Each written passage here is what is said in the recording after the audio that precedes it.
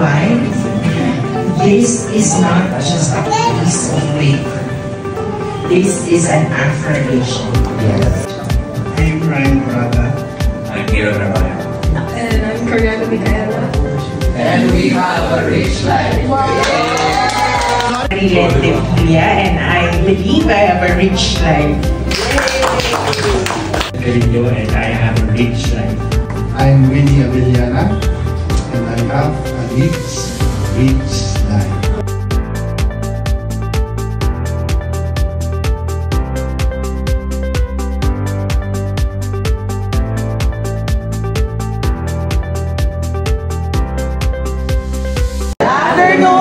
Okay, so we'll be talking about the truly rich life today.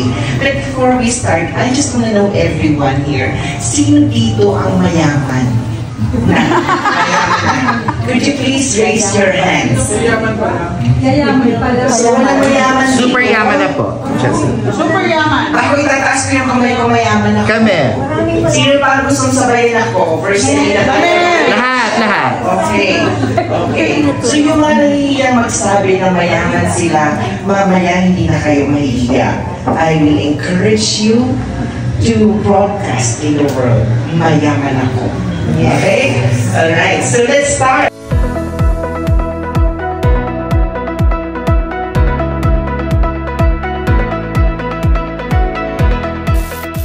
So let's start. So what is a truly rich life?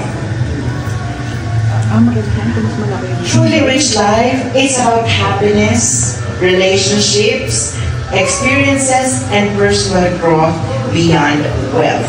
Marami kasi tayong dapat na ipagpasalamat sa buhay. Maraming kayamanan sa buhay at sa mundo na hindi natin alam kayamanan pala to. Diba? Minsan ng isang bagay hindi mo ma-appreciate yung importance at yung kagandahan nito until such time na wala na siya. Saka mo hahanapin, saka mo mamimiss. I could have lived that life, diba? So the first kayamanan, the first wealth that we have is mental wealth. Okay. So parang hirap. Okay, so mental wealth. Mental wealth is the richness you have in your mental health and cognitive abilities. It's about having a healthy mind that can think clearly, make decisions, and handle stress effectively. It's also about your ability to learn new things, be creative, and solve problems. Sino dito ang honor student nung nag-aaral pa? Wow! Who else? Sa mga estudyante, anong grade ninyo? Sa course nyo ngayon? Anong, what do you call that?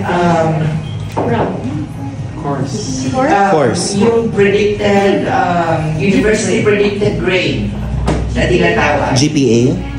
Yes. Wala pa daw. Hindi pa nag-graduate, wala pang GPA. So, nahihiyaman sabi. Anyway, so yes, mental health is your ability to think, to learn new things, and of course, to create new things also. The fact na nandito kayo, matatalino kayo, because wala namang hindi matalinong tao na magiging interesado sa bagay na ito. Tama? Alright, so next, we will have the next kind of wealth. It's the intellectual wealth. So parang magkaparehas mo, mental wealth at intellectual wealth. Pero anong difference? Intellectual wealth is about the knowledge, skills, and creative ideas you possess. So, kagaya ng fashion designer ako, by profession. So yung mga ideas ko, how to create beautiful clothes, minsan hindi mo may isip lang, ay, pwede palang lagyan ng beads yung suit ng lalaki. Minsan naisipin mo, ay, parang hindi bagay. Pero, ginawa niya, nakita mo yung actual, maganda pala. Diba? Minsan sasabihin natin, the common is that hindi naman talaga dapat nagpapalda ang lalaki unless bakla siya. Pero, may nagpalda. Sa mga Irish, yung mga nagpapalda sila. But they look really handsome. They look really masculine. Tapos, dinesignan siya na maraming mga details, pero mukha pa rin naman siyang lalaki. You know, it's breaking the standards. Na pag sinabi sa'yo na ang tunay na maganda, hindi nagmi-makeup. Best Miss Mania, di ba? Maganda, hindi nagmi-makeup, hindi nagpapalito, okay? But you know, you break the standard, nakaisip tayo ng mas maganda. Parang mas maganda dito medyo maganda. Okay, parang mas maganda dito may highlights ang hair. So we have these ideas that we turn into reality. So that's the intellectual wealth. Okay? Now next, the next wealth that we have is emotional wealth. Ito yung dapat na kinocultivate natin everyday, mahirap doon. Diba? It's all about the richness of your emotional life and your ability to handle and express emotions in a healthy way. Ayan. So let me share with you one thing. I am not a perfect person. Ang dami kong naging pagkakamali in the past. And there came a point in my life na bawat kilos ko parang ayoko na. Kasi natatakot na ulit akong magkamali. Natatakot ako na sa pagkakamali kong yun, hindi na ako mapatawad ng mga tao sa paligid ko. Na sa pagkakamali kong yun, pupulutin ako sa pangkuman. And one summer, I went to a place para magmuni-muni. And I met someone. Nag-usap kami heart to heart. Sabi ko parang nagsabi mo, matalino naman ako, may pinag-aralan naman ako, I've been here and everywhere, kung saan parte ng mundo. Bakit sabi ko parang hindi pa rin ako nag-grow? Alam mo ang sabi niya sa akin, I would see that you have not forgiven yourself. Yung number one is pag meron kang nagawang pagkakamali sa buhay mo, is to forgive yourself. Kapag hindi mo napatawad ang sarili mo, you will be emotionally blocked. Lahat ng kilos mo, isipin mo mali. But when you learn to forgive yourself, you let go of everything in the past and live a better life. Kung bagay nakakapag-inuwan ka. You know, everything happens for a reason. So, huwag mong sisihin ang sarili mo. It happened because it is supposed to happen. Hiniwalayan ka ng jowa mo. Huwag mong sisihin ang sarili mo. You're not a bad person. Bakit kayo naghiwalay? It's just meant to happen. Hindi lang talaga kayo match ng energy. So, you know, it's very important to cultivate emotional wealth. Kung meron ka nitong emotional wealth na to, you have to be happy. Kasi mayaman ka. Ang daming nagpapakamatay. But the fact na na-endure mo yung mga trials sa buhay mo, emotionally mayaman ka, you have to be happy. You have to be thankful about it. Kayamanan yan. Yung emotionally stable ka. Alright? So next, wealth. Material wealth. Ito yung sukatan natin ng wealth sa mundo eh. Pag marami kang bahay, marami kang properties, mayaman ka. Tatlo, 5 sasakyan, may pangguling, mayaman. Pero maraming may bahay, maraming sasakyan, may building pa. Pero ang daming problema sa buhay. Diba? Ang dami parang hinahanap. Nothing is enough for them. Diba? Oh, example na lang ngayon si Atong Ang. Diba? Oh, ang daming pera ni Atong Ang. Isang manok magkano? 300,000. Pero may problema siyang kinakaharap ngayon.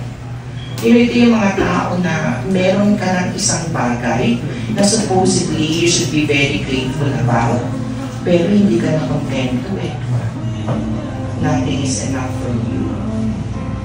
Hindi ko sinasabi na kalaban ng pera. Hindi ko sinasabi na huwag kayo magpakayaman ng kasalanan ng pag-iimpok ng maraming pera at properties and all that. But what I'm trying to say is, learn what is enough. And pag sobra na, i-share mo na. Diba? Kasi kapag naging gamit at gahaman ka, you might end up into trouble. Diba? So, yan, material wealth, lahat tayo gustong-gusto natin yan. Diba? Every day, we hustle for material wealth. Okay, next. Next is financial wealth. Parang magkaparehas na naman sila, no? Material at saka financial wealth. Later, sasabihin ko sa inyo kung ano pinagkaiba niyan. Financial wealth refers to the money and investments you have. It includes cash, bank balances, stocks, bonds, and other forms of investments that can be converted into cash. So yun. Kung yung kanina ay properties, ito naman liquid tayo. Marami tayong pera, maraming cash, anytime pwedeng swipe. Ay, punta ako ng Japan. Ay, pupunta ako ng Hong Kong or sa US, magsa-shopping. Maraming cash, di ba? Pupunta sa isang restaurant, hindi na nagbabasa ng menu. Order na, ano bang masarap dito? Alam mo, pangarap ko rin yan. Di ba? Kasi price conscious tayo eh. Siyempre, budgeted ka. Pagpasok mo sa restaurant, iniisip mo yung mga numero sa gusto ko magkano ba ito? Mukhang mahal ito Di ba? Ang ganda ng plato, baka mahal ito. Di ba? Na meron naman pala ang gagandang restaurant, pero mura lang. Pag kinumpan mo doon sa turo-turo, abay hindi naman nagkakalayo ng presyo. Mas maganda pa, naka-aircon pa, mga nakabihis pa yung mga tao, mababango pa yung katabi mo, di ba? Yung gano'n, hindi ka pa nauusukan. Yun. So, financial wealth. Yan. Next, we have the physical wealth. Eto, minsan nakakalimutan natin ito. Kasi sasabihin mo, buti pa siya. Buti pa yung gamit-bahay namin, kakabili natin yung bagong sasakyan.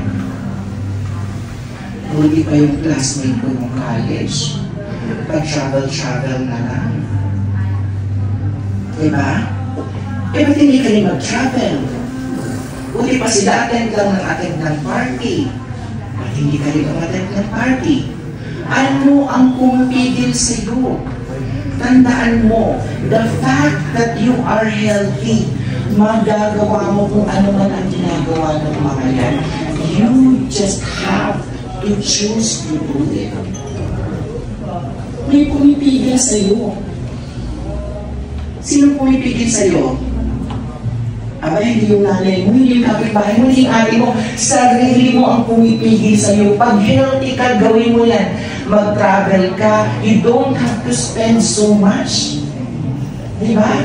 Mag-bike ka, umikot-ikot ka dito lang sa Baguio, ang ganda-ganda ng mga surroundings eh. Yun. Bakit hindi mo ma-appreciate yun? Kasi hindi mo ma-appreciate yung sarili mo. Diba? Appreciate everything sa paligid mo. Appreciate mo yung sarili mo. Being healthy is being wealthy. Alright? And of course, alagaan natin.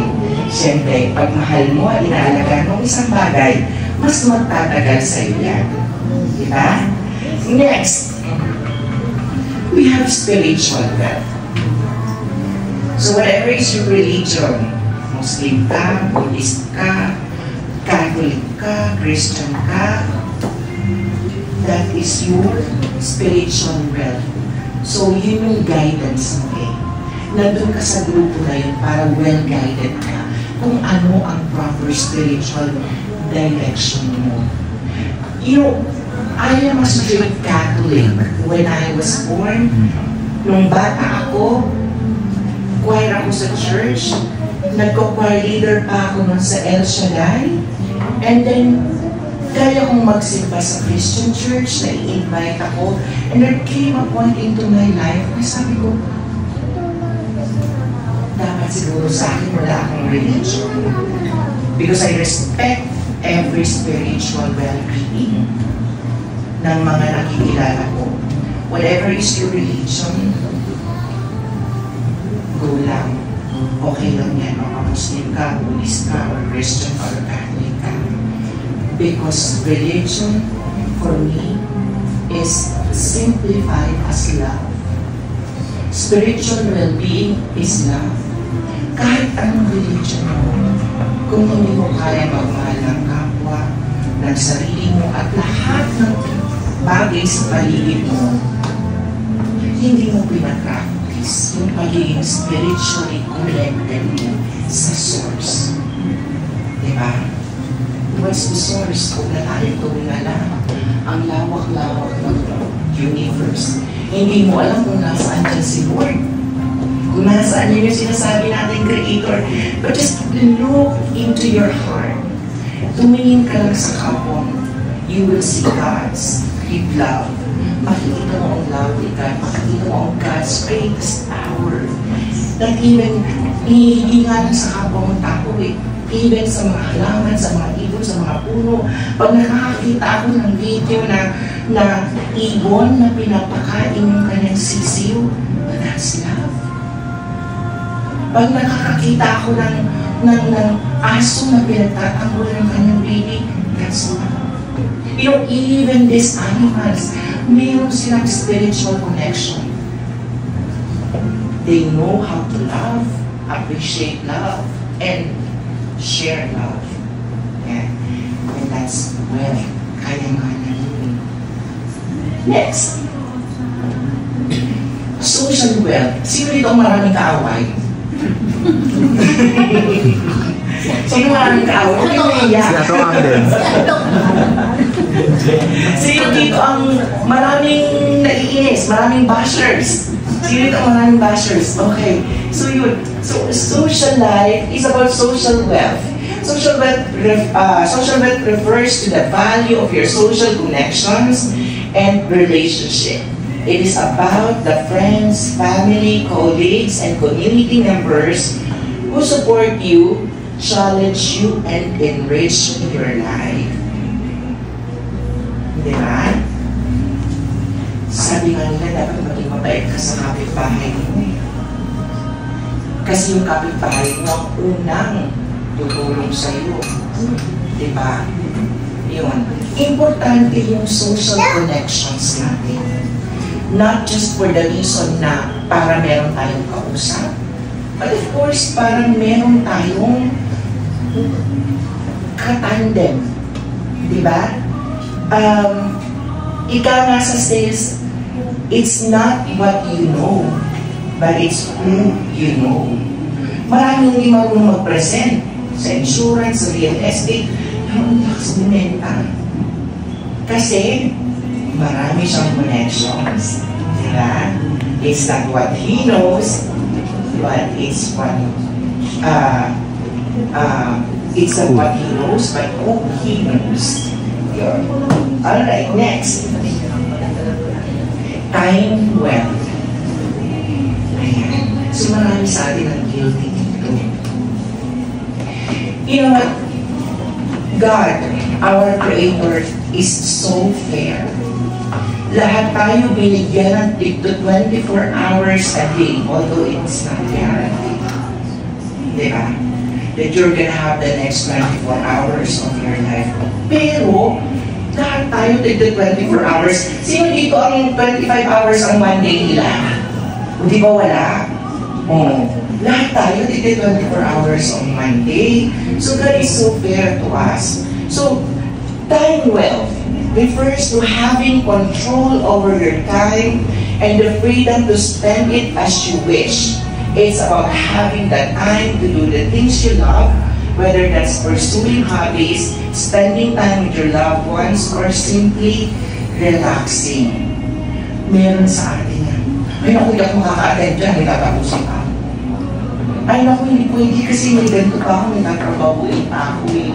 Ay naku, hindi pwede kasi mag-a-upload ako. Doon muna ako, magpaparami ako ng pera para pagbalik ko dyan. After after 5 or 10 years, kahit saan mo magpunta, mag-travel, kahit saan ako kumain, okay lang, marami na akong ipon. There's no guarantee. Diba? So, make use of your time. Kaya nga na natin ang oras natin. Meron dyan mga hindi kaya i-manage yung kanilang time. So, sinasayang lang yung kanilang kayamanan. Imagine mo maghapon ka sa Facebook. Scroll ka na, scroll. Ang dami mo ng chismis na nalaman. Pero hapon na, gabi na, wala pa pala akong nagagawa. Sinayang mo yung kayamanan. Sinayang mo yung oras mo. It was given to you for free. But mostly is that time wealth is may freedom kang gawin kung ano ang gusto mong gawin nang hindi ka nagmamadali. May freedom kang gawin ang gusto mong gawin nang na-i-enjoy mo yung every minute of it. Di ba? Alright? Okay, so next. Okay, babalik tayo sa material wealth. Okay? Kasi itong material wealth na to, sometimes this is the reason kung bakit wala tayong spiritual wealth, wala tayong social wealth, wala tayong time wealth. Kasi this could affect all the wealth that I mentioned. This could affect all the kinds of wealth that we have. Yung material wealth. Minsan kahit gusto mo gawin ng isang bagay, hindi mo magawa kasi masama ang pakiramdam mo. Paano? Wala kang mabiling vitamins. O, paano? May sakit ka na, tinitiis mo na, wala kang pampalamot. Diba? Mainit ang ulo mo lagi. Paano lagi mo iniisip? Naku, paano pag may kasakit ako? Paano kapag kaganto ka? And you're not living your life at present.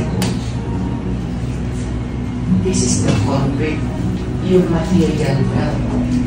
It affects all of us. Lahat ng kayamanan na meron tayo sa mundo that I have mentioned, apektado ng material wealth.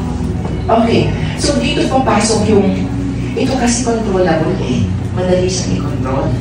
So paano natin aalagaan or to-grow ang ating material wealth? Number 1, real estate. Maraming hindi naniniwala dyan minsan na parang, naku, gastos niya. Ay, yung i-add yan sa Facebook ko, aalogin, bebentahan lang ako niya. Diba? Without even listening kung ano ang magagawa ng real estate sa kanilang material wealth na tinatawag. Yeah?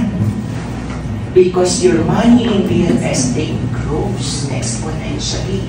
You know, one time, nag-post si Chinky Tan. Finlex niya itong OFW. Si OFW, 27 years old, she was so proud na nakapag-ipon siya ng 1 million sa bangko. Yun lang, may 1 million siya sa bangko. Anong gagawin mo sa 1 million? Diba? Saglit na pupusin din, ano naman ang mangyari, diba? Mas top ka lang sa networking, ubus yun diba? Okay, so sana, sabi ko sana, instead of flexing na may pera siya sa bangko, I would be happier sana kung yung nag-flex na to, sinabi niya na, nag-invest na ako sa house and lot or sa condominium unit, and nag-invest na rin ako sa insurance to secure everything. Kaso hindi. You know, totoo ang sabi ni Robert Kiyosaki. Ang pera, papel lang yan. You give more value to your money when you invest it into something that grows exponentially and into something that is literally tangible. Yun. So that's real estate. So maraming klase ng real estate, no? So we have yung house and lot, residential lot, commercial building, apartment, condominium, resort, hotel, or warehouse. So may mga ilan-ilan dito na kilala ko na meron halos na lahat ng yan. But you know, you don't really have to have building mo yung sarili mo na magkaroon na lahat din. But at least start with a house and lot. Diba? Para meron kang nasisilungan and hindi ka nangungupahan na isip mo, uupa ako, ganyan, diba? So yun. Next, paintings. Alam niyo ba that paintings are also good investments? Yun. Yung kaibigan ko, nagpagawa ng painting. What you call that? Ang term niya sa nagpapagawa ka ng painting. Commission. Commission siya kay Benka. Ang taking painting, 8 million. Ang binayaran niya. Kapit-bahay na si Manny Pangilinan. So when she invited Manny Pangilinan to her house, in one occasion, I love your painting. Bilhin ko ng 15 million. Sabi niya, pino-commission ka, hirap ang pa-commission kay Benka. Kasi medyo masungit o yun. So, imagine from 8 million, buhay pa si Benka ha?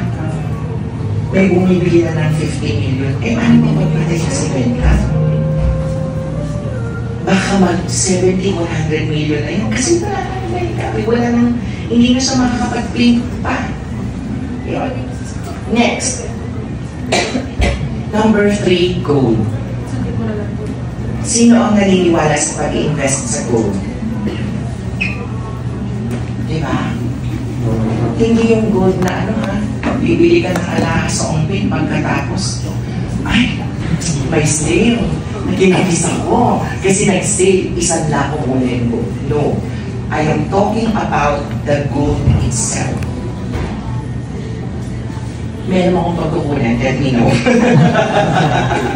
So yun, kaya nga lang per kilo. So at least 1 kilo. So right now, sa Bloomberg, ang per kilo ng gold naglalaro sa 5,900 in pesos. Per gram rather. 5,900 per gram. So nasa mga 5.9 million ang 1 kilo. So hindi kasi siya nagbibenta ng 10 grams, 15 grams. So ang benta niya kilo-kilo. So if you want, I know someone. So minsan nag-54, minsan nag-55. So nagpa-fluctuate din siya. But that's the price of gold right now. Hindi yan ang price ng gold. Mga nakaraang taon. 5, 10 years ago. And you know the good thing about gold, wala kang maintenance cost. Hindi mo kailangan ipa-repair pag nasira ang bubong mo. Wala ka rin tax. Wala siyang property tax. Wala siyang amilyar. Di ba? So gold is also a very nice investment. And number 4, silver. Wala akong alam na pagkukuhanan ng silver. But silver is also a good form of investment. Alright, so now let's go naman sa financial wealth. Okay, it's cash, number 1, of course. Lahat tayo may cash. Yun, it's not just, iba-iba lang tayo ng dami ng cash. Next is stocks. So, hindi ka muna nag-join, bumibili ng stocks, naglalaro sa stock market. Okay, so it's also a good financial wealth, another form of financial wealth. Next, insurance. Insurance is also a financial wealth. Pag bumili kayo ng property, let's say yung property mo ay 10 million, akatan mo kayo ng insurance. Lalo pag yan ay lupa. Kasi ano man ang mangyari, bayad yung property mo. Diba? Hindi masasayang yung pinayad mo. Ang kagandahan sa pag-i-invest, mabalik ako, ang kagandahan sa pag-i-invest sa real estate is that you are being given a value na masyadong malipis kumpara doon sa in-invest mo. Ay, masyadong malaki kumpara sa in-invest mo. Imagine, for example, sa Bern, the property is 27, at least 27 million, and you're going to reserve for 150,000. Pagka-firma mo on the spot ko, meron ka ng 27 million na pwedeng lumago anytime. Di ba? Sino ang magbibigay sa'yo ng 30 million or 27 million na ang pinuhunan mo lang 150,000? Pero you have the 27 million asset. Diba? Yun. And habang, let's say for example naman, binayaan mo siya ng cash, ano? Tapos kumikita siya, monthly, kunyari, napapaupahan mo siya, monthly 50,000, 100,000. Or let's say 150,000 ang kinikita ng real property. Hindi meron pang malinis na 100,000. Pero yung 27 million mo, hindi nagagalaw. Lumalaki pa yung value niya. So, doble ang income ng property mo. Yung monthly rental at saka yung valuation. Ayan. Okay, so, talking about all the kinds of wealth that I have discussed a while ago. Ngayon, let me repeat the question. Uulitin ko. Financial wealth, mental wealth, physical wealth, time wealth, and susunod siya, spiritual wealth. Okay. So, if you have at least one of those, mayaman ka. Now, let me ask you the same question. Sino dito ang mayaman? Lahat. Hindi ka pa rin mayaman, mother? Okay, so mayaman tayong lahat, di ba? Hindi lang natin alam kung bakit tayo mayaman. Alam mo, sabi nila, the more na na-appreciate mo ang yung meron ka, the more you appreciate the blessings that humanity is big or small, kagaya ng health, the good health, the more blessings will come to you. Now, okay, let's do this activity. Can I have a piece of paper? So, meron ako ditong lapis. Binili ko ito sa Prague, sa Czech Republic when I visited 2 years ago. Ang ganda, di ba? So, let me have a piece of paper.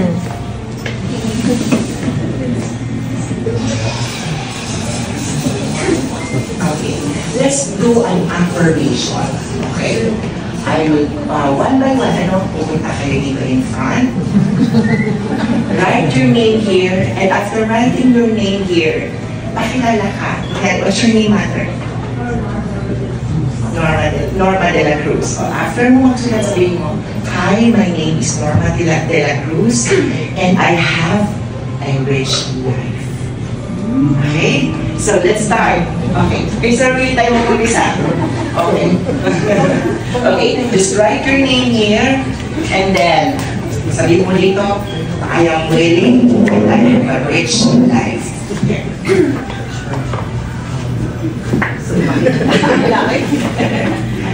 Because life is big, we have a big life, diba?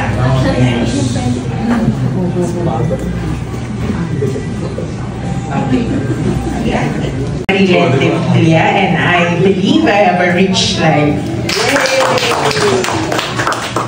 I'm Winnie Abellana, and I have a rich life. Wow. Yeah! Rich life. Alright, thank you. Next, we will have, sino na? Si Ma'am. Yan.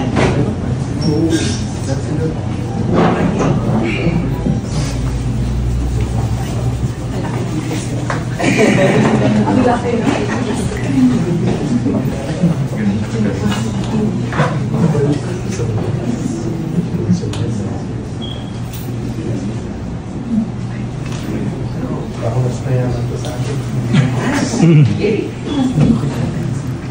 afternoon. My name is Wilma Wither, Wilma Avellana. I have a rich Life. Yay! Congratulations! Okay, let's have next. Next, sir. I-video ko kayo. The video and I have a rich life. Good afternoon, everyone. I'm Gladys Madriana, and I believe I have a very rich life. Yay! Okay, the video. Yes. I believe that I'm a rich and blessed life. Yes.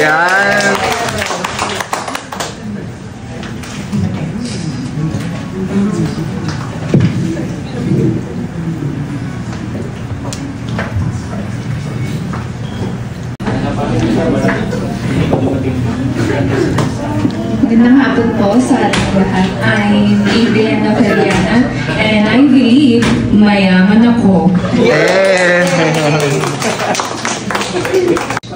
I'm Ryan Braga. I'm Hero Trabajo. And I'm Coriana Micaela. And we have a rich life. Sorry, may choreo sila. Di mo kaya. Dapat punta pa patalo. Dapat ganun din tayo. May panalo na. Everyone, I'm Leona Gray and I believe I am a rich life. I have a rich life. Alright. Thank you so much sa pag-participate ninyo, ano. Now, let me tell you this. Okay. So, baka matuka kayo. Si Rich, bakit na kaya pinapasulat yung pangalan namin? Tapos sasabihin lang namin, I have a rich life. You know why? This is not just a piece of paper. This is an affirmation. The fact that you put your name here and told everyone that you have a rich life, indeed, you have a rich life. Okay? And, you know, when I was talking to you a while ago, when I was discussing about my experiences and all that, I may not have told you everything, but this is what I'm going to tell you. We all make mistakes and we have imperfections. And I might be one of the most perfect example of an imperfect person who makes her imperfections her way to a truly rich life. Good afternoon.